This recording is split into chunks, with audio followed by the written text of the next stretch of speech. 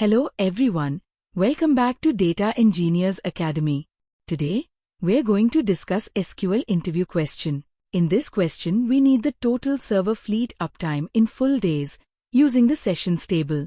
Each session logs a start and stop time, and total_uptime_days is simply the sum of every session's individual duration, added up one by one, without merging any overlaps between different servers. Here is the SQL query and the expected output. First, create session_log table, and you can see table created successfully. Next, insert values into the table. You can see the number of rows inserted in the table. And here are the 4 rows that are inserted in the table. Now we will move on to query explanation.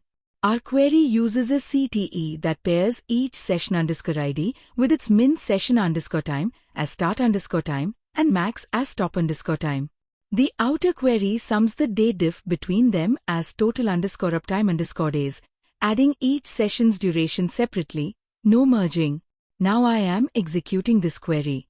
And here is the output you can see clearly with total_uptime_days as 7. Thank you for watching this video. And for more updates, contact Data Engineers Academy.